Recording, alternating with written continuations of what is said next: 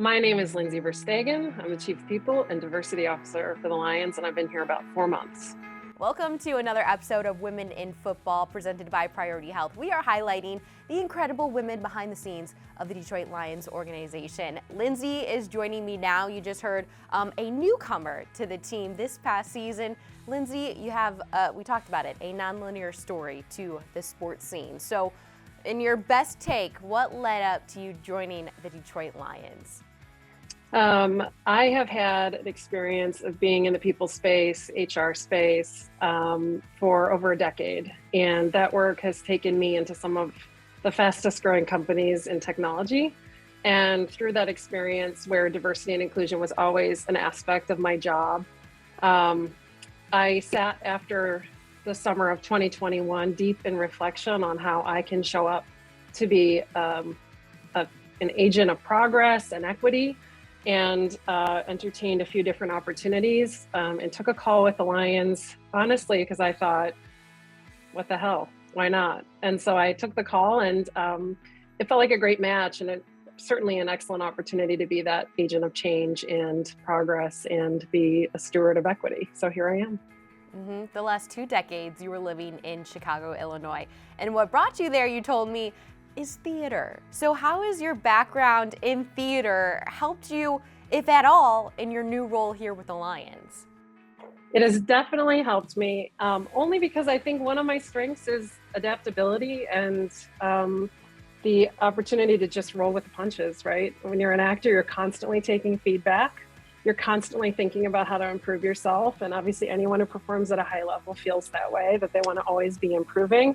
I think as an actor, I never felt very precious about evolving, right? I never got stuck in my own ego, and I was always doing it to be able to tell a great story and connect with people. So at first, when I got into HR, it felt a little random, but the more I'm in the space, the more I realize that it's all really ultimately at its core about human connection. And certainly my work here and over the last decade has been all about facilitating that and ultimately really unlocking as much potential from the team as possible and really tapping into what it means to be high performing versus status quo.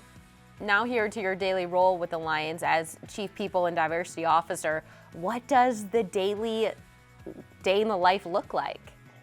Well, in my first crash course of 3 to 4 months, here's what it looks like. It looks like a lot of listening. It looks like a lot of understanding the legacies we want to honor, understanding the things that are no longer serving us, and then creating a map for moving forward in a better way and in the most optimal way. Again, developing everything we do with a lens of diversity and equity. I think it is really important, especially at this time and place the Lions are in, that it does sit in one role.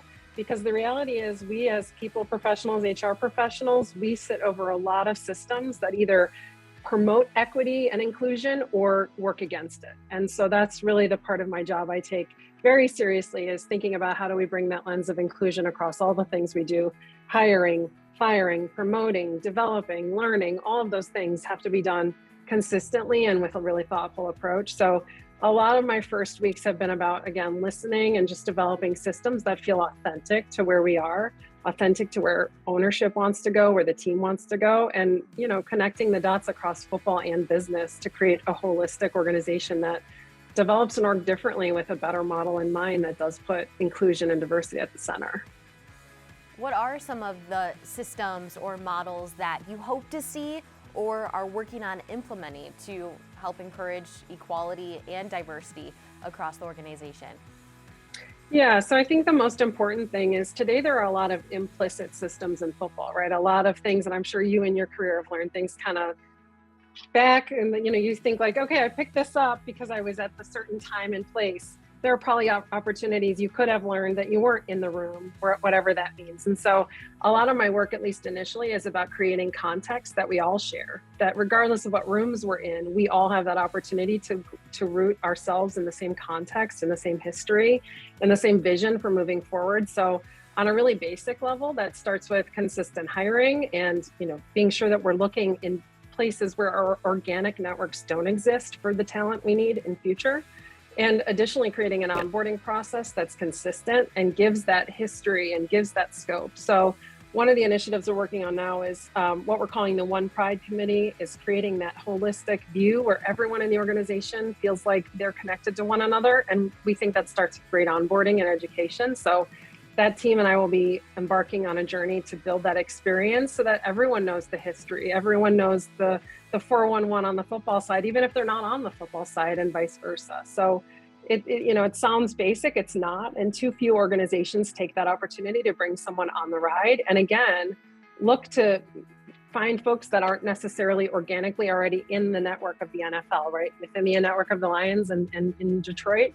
And the other aspect we're doing is really focusing on what we're calling a backyard strategy, where we really believe Detroit is an incredible place full of talented people who have a heck of a lot of grit and have the stuff that we believe we're made of too. So as opposed to starting with a broad search, we're always starting by looking around the treasure trove that is Detroit for the people that we need to build this organization. And so that is also a shift and a pivot from maybe what is the traditional methodology.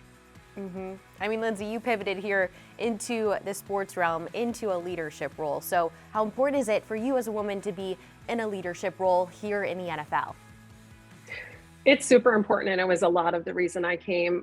Certainly the tech world is also not the most perfect place when it comes to gender and racial balance. And so what's really interesting about the NFL and about the Lions in particular is we have an opportunity to really lead the way, and what I'm called a better mousetrap, right? Do it differently than other people have done it, because we benefit from those diverse perspectives. I lead as a woman, not because it is different than a man's leadership model. And that's a good thing. And it's a good thing for us to empower one another to lead authentically and to not try to assimilate to be something you're not, right? Because the things that make me talented, you talented, those things deserve praise and encouragement, because we do believe it will unlock more potential if that's the case. So I think the NFL just offers, and the Lions offer, a great opportunity to have a platform for why this work is really important, and it can have very real, deep impact for not just women, but for men too, who will be better for having worked alongside those women. And so I think we're out to prove that that is the best way. We've read about it forever, right? In papers year after year about how more diverse teams create better outcomes. But the proof is in the pudding, right? We have to actually walk the walk. And so that's what we're trying to do right now.